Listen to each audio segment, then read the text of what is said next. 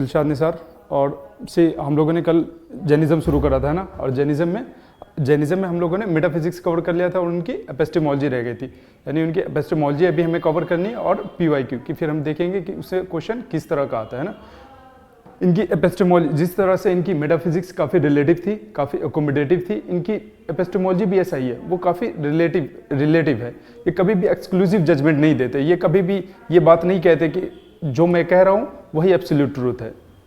In fact जब ये वेदांत को क्रिटिसाइज कर रहे थे, जब ये बुद्धिज़्म को क्रिटिसाइज कर रहे थे, तो किस बेस पे क्रिटिसाइज कर रहे थे कि एकांत बेस के, कि वो लोग ना रियलिटी के सिर्फ और सिर्फ एक साइड को देख रहे हैं, और इसी वजह से वो एक फॉलोसी क्रिएट कर रहे हैं जिसे हमने क्या कहा था, फॉलोसी ऑफ एक्सक्लूसिव प्रेडिकेशन। तो ऑफकोर्स जब इनकी फिलॉसफी ही है अकोमोडेटिव रिलेटिव, तो इनकी एपिस्टेमोलॉजी भी वैसा ही हो गया, है ना। ठीक, इनकी अभी हम क्या देखने जा रहे हैं, एपिस्टेमोलॉजी। और एपिस्टेमोलॉजी में इनकी जो एक थ्योरी है ना, जिसका नाम जिसे हम क्या कहते हैं, syadvad. What is this syadvad? See, जब मैं आपसे पूछूं कि what is the colour of sky, आपका आंसर क्या होगा? ब्लू है ना, हम सबका आंसर होगा कि ब्लू। फिर मैं आपको बताऊंगा स्कैटरिंग ऑफ लाइट के बारे में, और फिर आप बताओगे कि अच्छा, तो ये जो ब्लू हमें दिखता है ये स्कैटरिंग ऑफ लाइट की वजह से दिखता है, यानी उसका रियल नेचर जो वो ब्लू नहीं है ना। ना फिर आप एक और क्वेश्चन मुझसे पूछोगे कि फिर इसका रियल कलर क्या है ना, what is the real colour of sky. फिर मैं आपको स्कैटरिंग ऑफ लाइट के बाद बताऊंगा कि वो रियल कलर क्या है ना। फिर आप एक और क्वेश्चन पूछोगे कि सर ये मेरा जो ये जजमेंट है, जो मेरा जो ये नॉलेज है दैट स्काई इज ब्लू, तो क्या ये फॉल्स है? फिर जैनिज्म की तरफ से आंसर आएगा कि नो। फॉल्स कब होगा? जब आप अड़ जाओगे इस बात पे कि मैं जो कह रहा हूं वही सही है, the colour of sky is blue, मतलब वो ब्लू ही है। जब आप इस तरह की जजमेंट दोगे तब आप क्या होगे, गलत होगे। बट आप जैसे बोल रहे हो कि the colour of sky is blue, as far as my understanding is concern, जहाँ जिस पर्सपेक्टिव से, जिस जगह से मैं देख पा रहा हूँ वो ब्लू है ना, देन इट इज ओके। और जब आप ये बोलोगे कि वो ब्लू ही है, then of course then it is problematic, तब जैनिज्म इस चीज को नहीं मानेंगे ना। एक और एग्जाम्पल लेते हैं ना, एक और एग्जाम्पल लेते हैं। अब क्या बोलोगे? अब फॉर एग्जाम्पल आप ट्रेन में बैठे हुए हो, तो आप रेस्ट में हो या मोशन में हो? मैं आपसे क्वेश्चन कर रहा हूँ कि when you are in a train, तो आप ट्रेन में, और ट्रेन मूव कर रही है ना, तो आप रेस्ट में हो या मोशन में हो? आपका आंसर होगा कि सर मोशन में। ऑफकोर्स ट्रेन चल रहा है तो हम भी मोशन में। आप मोशन में नहीं हो, और ये दोनों जजमेंट सही है, आप मोशन में भी हो और मोशन में नहीं भी हो। फॉर एग्जाम्पल आप मोशन में हो, किसके कंटेक्स्ट में? ट्रेन से बाहर जितनी भी चीजें उनके रिलेटिव में आप मोशन में हो, और ट्रेन में जितनी भी चीजें ट्रेन के अंदर, फॉर एग्जाम्पल आपके फ्रंट वाली सीट, उसके कंपेरिजन में आप क्या हो, रेस्ट में हो, यानी वो सीट भी वहीं पे है, आप भी वहीं पे हो। तो रियलिटी जो है ना वो काफी रिलेटिव है। सेम कंसेप्ट क्या बोलते हैं, स्यादवाद क्या बोलते हैं, किसी रियलिटी इज वेरी कॉम्प्लेक्स। हम कभी भी किसी भी चीज के बारे में कोई एक जजमेंट नहीं दे सकते, एक एब्सोल्यूट जजमेंट नहीं दे सकते। हम जैसे ही एब्सोल्यूट जजमेंट देंगे कि हम एक फॉलोसी क्रिएट कर लेंगे, फॉलोसी ऑफ एक्सक्लूसिव प्रेडिकेशन, यानी हम कभी भी किसी भी रियलिटी के एकांत को नहीं देखेंगे, हम सारी डाइवर्स पर्सपेक्टिव को देखेंगे। और यही क्या है, स्यादवाद। सी, ये क्या कहते हैं कि रियलिटी जो है ना, according to Jainism, reality is very complex. Again हम लोग जब मेटाफिजिक्स हम लोग डिस्कस कर रहे थे, मेटाफिजिक्स में हमने क्या देखा कि ऑफ कोर्स रियलिटी जो है वो काफी कॉम्प्लेक्स है ना। उसको अगर से हम कोई एक वर्ड में डिफाइन करना चाहे तो फिर हम एक फॉलोसी क्रिएट कर लेते हैं। Reality is very complex and it poses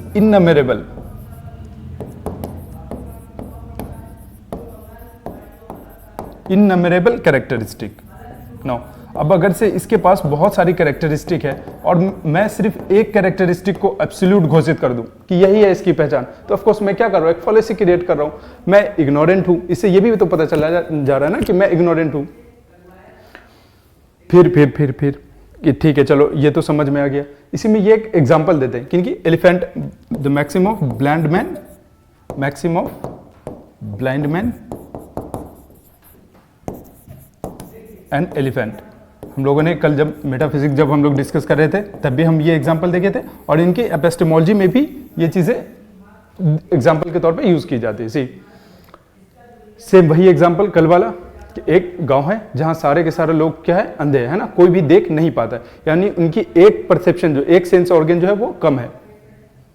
अब उस गांव में एक दिन हाथी आता है और जितने भी लोग हैं उन सब से कहा जाता है कि आप हाथी को छूकर बताएं कि ये हाथी है कैसा, है ना। सबके अंदर जिज्ञासा होती है जानने की कि ये हाथी है क्या, है ना। चलो देखते हैं। सब लोग गए। अब जिन्होंने उनका पैर पकड़ा उन्होंने क्या कहा, the elephant is like a pillar, कि जिन्होंने पैर पकड़ा उन्होंने कहा कि या the elephant is like a pillar. Okay, फिर जिन्होंने एलिफेंट का कान पकड़ा उन्होंने कहा the elephant is like a fan, hand fan नहीं होता तो elephant is like a fan. जिन्होंने पूंछ पकड़ा उन्होंने क्या कहा, the elephant is like a snake, कि ये सांप की तरह से।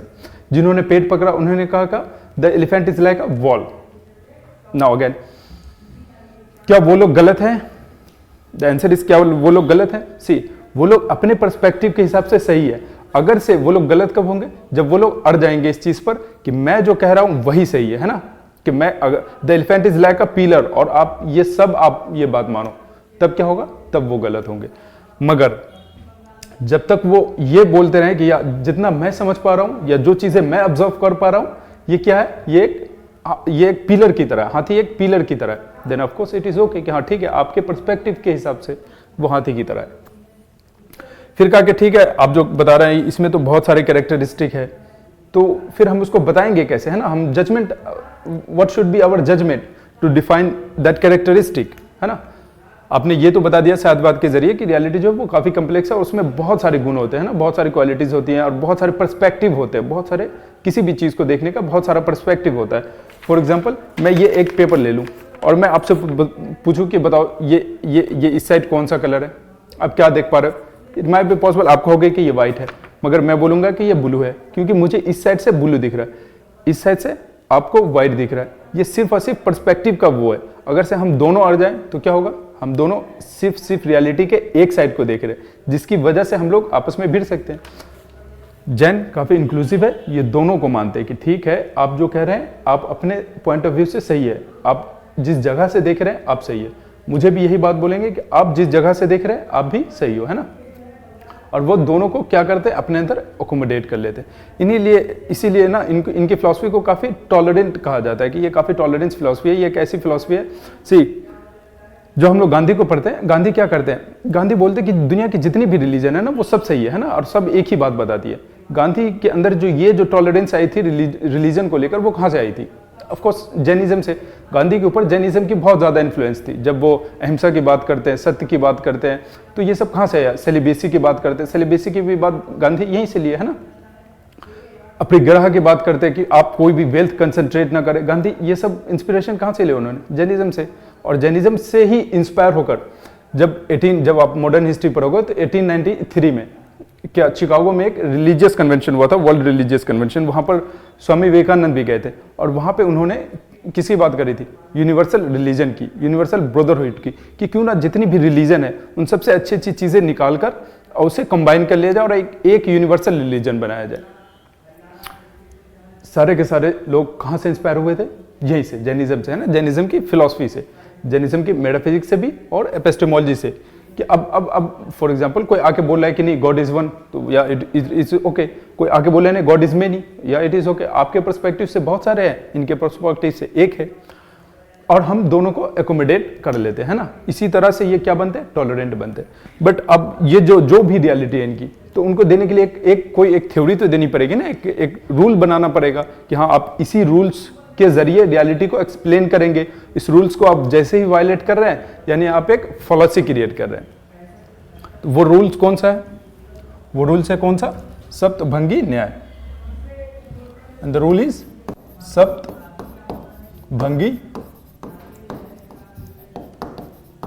न्याय। Sapta means 7, saptabhangi means 7-fold judgement.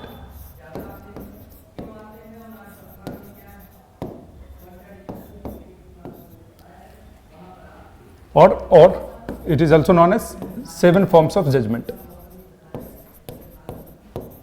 7 forms of judgment.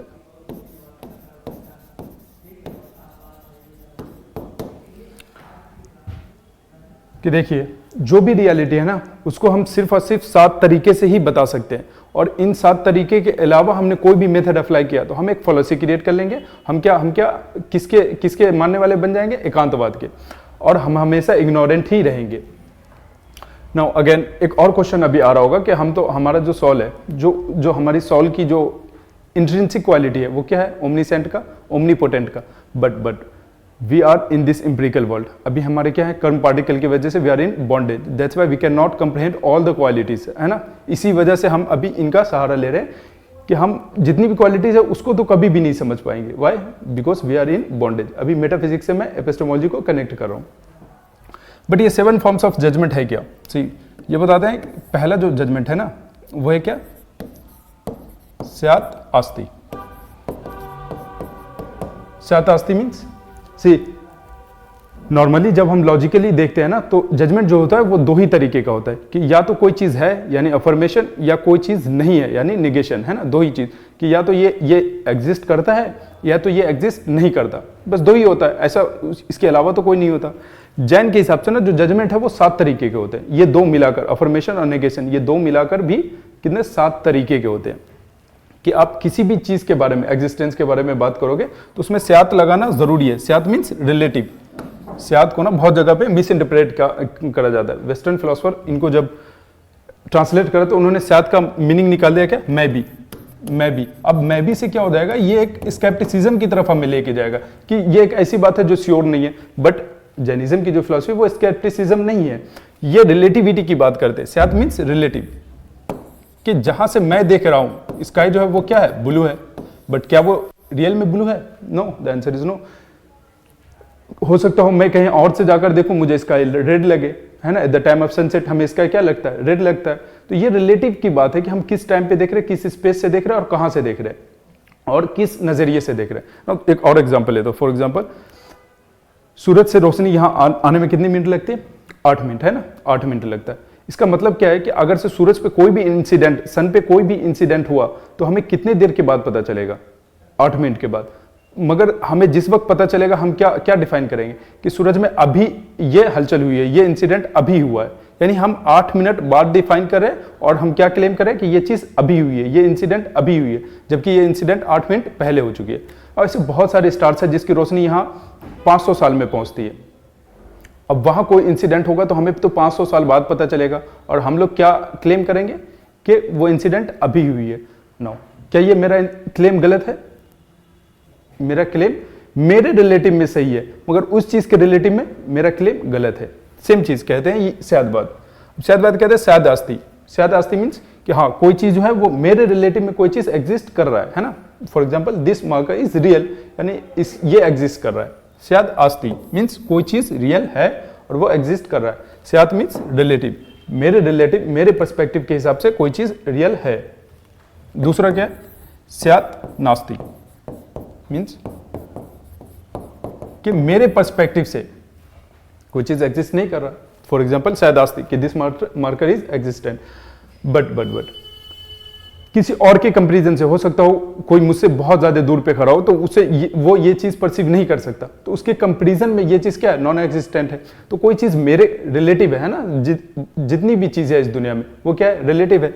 मेरे रिलेटिव में ये चीज ऑफकोर्स एग्जिस्ट कर रही है, मगर कोई और जो मुझसे बहुत ज्यादा दूर है, जो इसको परसीव नहीं कर सकता, उसके परसेप्शन के हिसाब से ये चीज है नॉन एग्जिस्टेंट है।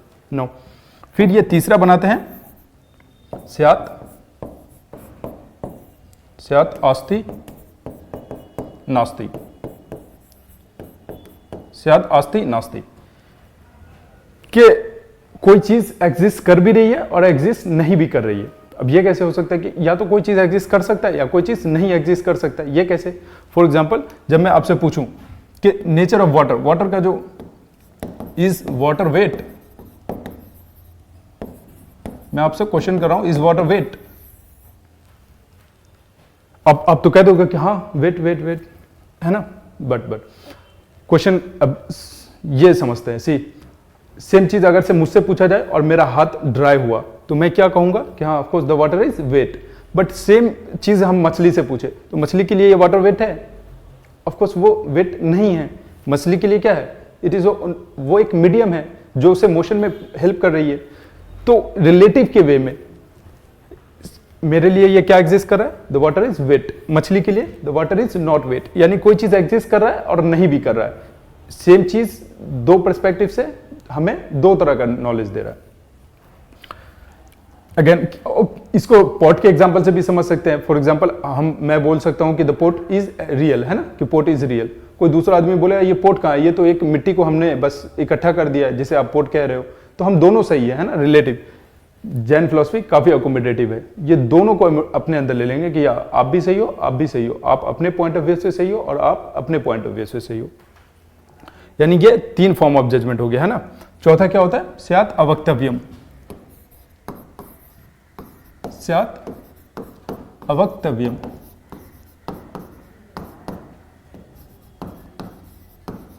अभी हमने वाटर का एग्जांपल लिया था ना, कि हमने क्या क्वेश्चन करा था कि वाटर इज वेट। फिर एक क्या आंसर आया था कि या द वाटर इज वेट। दूसरा आंसर क्या था, the water is not wet. इसका मतलब है कि वाटर जो है ना, इसका जो नेचर है ना, इसको डिफाइन नहीं किया जा सकता, एब्सोल्यूट टर्म में कभी भी डिफाइन नहीं किया जा सकता। तो जिस चीज को हम डिफाइन नहीं कर सकते वो क्या होता है, इनडिस्क्राइबेबल। फॉर एग्जाम्पल जब हम पूछेंगे कि how it feels when we achieve liberation, कि मोक्ष पाने के बाद हम फील कैसा करते हैं, आज तक कोई बता पाया है क्या? ऑफकोर्स जो कोशिश कर रहे होंगे ऑफकोर्स वो ढोंगी होंगे, क्योंकि कोई भी आदमी ये डिस्क्राइब नहीं कर सकता कि what we feel and how we feels after achieving liberation. तो मोक्ष पाने के बाद हम क्या अचीव करते हैं, हम कैसा फील करते हैं, वो कोई नहीं बता सकता। यानी कुछ जो ऐसी चीजें हैं जो बाय नेचर क्या है, इनडिफाइनेबल है, यानी उसको कभी भी डिस्क्राइब नहीं किया जा सकता। जैन भी वही कह रहे हैं कि रिलेटिव में, मेरे रिलेटिव में कोई चीज ऐसी है जिसे कभी भी डिस्क्राइब नहीं किया जा सकता। क्यों नहीं किया जा सकता? क्योंकि उनकी नेचर ही यही है। अगेन जब हम वेस्टर्न फिलॉसफी पढ़ रहे थे, तो जब कांत को हम पढ़ेंगे ना, तो कांत कहेंगे कि गॉड एक ऐसी एंटिटी है ना जिसको हम कभी भी डिफाइन नहीं कर सकते, है ना। गॉड में जितनी भी हम लोग प्रेडिकेशन देंगे, तो कोई भी क्वालिटीज जो देंगे उस क्वालिटीज की एक लिमिट होती है। यानी कि हम जैसे भी किसी भी चीज में क्वालिटी लगा रहे हैं, यानी हम उसमें लिमिटेशन लगा रहे हैं। For example when we claim and when we say that God is omnipotent, what does it means, कि वो गॉड ओमनीपोटेंट के ज्यादा कुछ नहीं है। यानी हमने एक गॉड को क्या कर दिया, लिमिट कर दिया, है ना। कि फॉर एग्जाम्पल जब मैं आपको कह दूं कि आप बहुत मैं बोल दूं कि आप सलमान खान हो, है ना, इससे मैंने क्या करा, आपके लुक पर एक लिमिटेशन लगा दिया कि आप उससे बेहतर तो नहीं हो, यानी आप उतना ही हो। रियलिटी के दोनों साइड को देखना है। एक साइड तो ये है कि आप खुश हो जाओगे कि हाँ आपने मेरी तारीफ कर दी। दूसरा साइड क्या है कि मैंने आपको रिस्ट्रिक्ट कर दिया, आपके लुक को रिस्ट्रिक्ट कर दिया। सेम चीज क्या कहते हैं, अवक्तव्यम, कि कुछ तो ऐसा चीज होगा ना जिसको हम डिफाइन नहीं कर सकते। अगर से हम डिफाइन कर दिए तो उसमें क्या आ जाता है, कांत भी यही कहते हैं कि जैसे हम किसी चीज को डिफाइन कर देते हैं ना, या किसी चीज में प्रेडिकेशन लगा देते हैं, उसमें एक लिमिटेशन आ जाती है। गॉड में भी, गॉड को भी डिफाइन नहीं किया जा सकता, डिस्क्राइब नहीं किया जा सकता, और इसीलिए वो क्या, गॉड क्या है, एक अनडिस्क्राइबेबल एंटिटी है। ऐसी बाय नेचर बहुत सारी चीजें जिसको डिस्क्राइब नहीं किया जा सकता। वही क्या है, शायद अवक्तव्यम, कि कोई चीज हम है मगर उसको हम डिफाइन नहीं कर सकते। नाउ अब ये चार हो गया ना, अब ये एक दूसरे को जोड़ जोड़ कर ही सात तक पहुंचेंगे। जैसे कि स्यात् आस्ति, आस्ति मीन्स एग्जिस्टेंस, है ना। अवक्तव्यम, कि कोई चीज है तो मगर हम उसको डिस्क्राइब नहीं कर सकते, हम उसको बता नहीं सकते।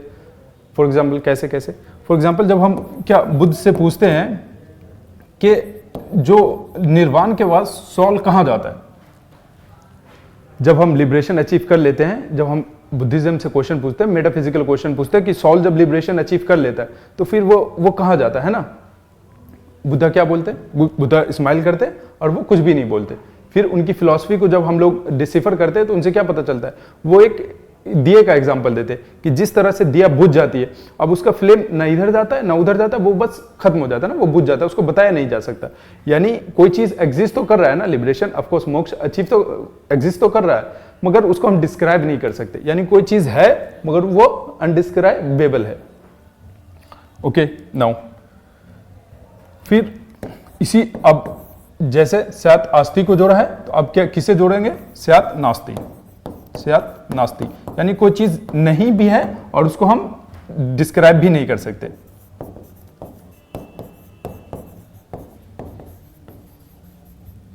कि कोई चीज नहीं भी है और हम उसे डिस्क्राइब भी नहीं कर सकते। ओके, और 7 क्या है? स्याद आस्ति नास्ति अवक्तव्यम।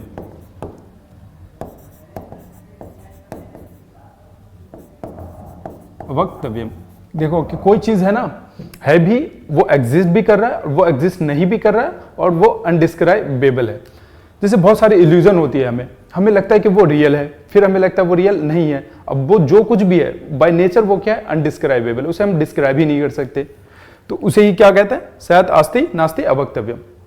अब इसके अलावा आप खुद से भी सोच कर देख ले, आप कितना भी थिंकिंग कर ले, इन सातों फॉर्म्स ऑफ जजमेंट के अलावा कोई और जजमेंट हो ही नहीं सकता।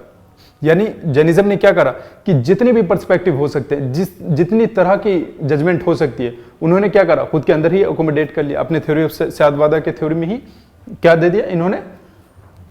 उनको अकोमोडेट करके अपनी एक नई थ्योरी दे दी, अपनी एक नई फिलॉसफी दे दी कि ठीक है, आप जैसे बहुत सारे फिलोसफर्स क्या कहते हैं कि जो भी चीज एग्जिस्ट करती है वो रियल होता है। ये भी क्या करे? स्यात् आस्ति कि हाँ ठीक है, आपके पर्सपेक्टिव से वो रियल है। फिर बहुत सारे आइडियलिस्ट फिलोसफर है, वो क्या कहते हैं कि नहीं, हमारे परसेप्शन में ही एग्जिस्ट करता है। तो उन्होंने क्या कर दिया? स्यात् नास्ति कि हाँ ठीक है, आपके हिसाब से वो क्या है? नॉन एग्जिस्टेंट है। यानी ये काफी अकोमोडेटिव है। But philosophy is incomplete without criticism, कि जब तक हम किसी चीज को क्रिटिसाइज नहीं करते। फिलोसफी पढ़ने का जो सबसे बेहतर बेनिफिट होता है वो क्या होता है? कि हमें एक क्रिटिकल अंडरस्टैंडिंग आ जाती है, हम चीजों को समझ जाते हैं कि है ना, कि कोई भी चीज एब्सोल्यूट ट्रू नहीं है।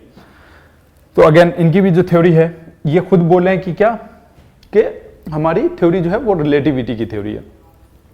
इसके बहुत सारे एप्लीकेशंस भी है ना, इससे रिलीजियस टॉलरेंस आता है कि हाँ ठीक है, रिलीजियस टॉलरेंस, आप भी सही हो, हम भी सही हैं, ये जो आदमी है ये भी सही है। पर इसके बहुत सारे क्रिटिसिज्म है। वेस्ट में इसको क्रिटिसाइज किया जाता है कि ये जो स्यादवाद है ना, स्यादवाद इज अ थ्योरी ऑफ मैं भी। इनको किस बात पे क्रिटिसाइज किया जाता है? स्यादवाद इज अ थ्योरी ऑफ मैं भी, कि मैं भी हो, ये भी सही है और वो भी सही है। अगर से आप ये बोल रहे हो, सी किसी भी फिलॉसफी को क्रिटिसाइज करने का जो सबसे बेस्ट तरीका है वो ये है कि हम उसके प्रिंसिपल उसी पे अप्लाई करके देखते हैं कि वो अपना खुद ही भार उठा पाता है कि नहीं।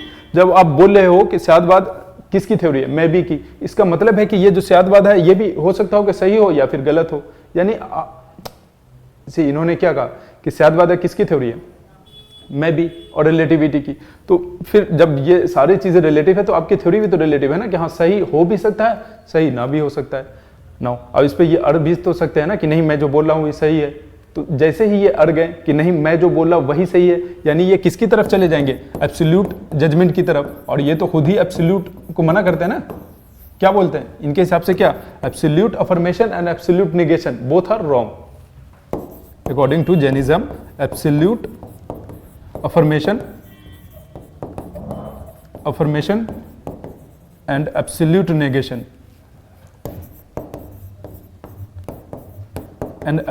negation both are wrong। तो अब अगर से ये अड़ जाए कि नहीं, मैं जो ये स्यादवाद की थ्योरी दे रही हूं या फिर मैं जो अनेकांतवाद का थ्योरी दे रहा हूं ये दोनों सही है, तो अब ये क्या हो जाएगा? ये भी तो फिर अनेकांतवाद, ये क्या करेंगे?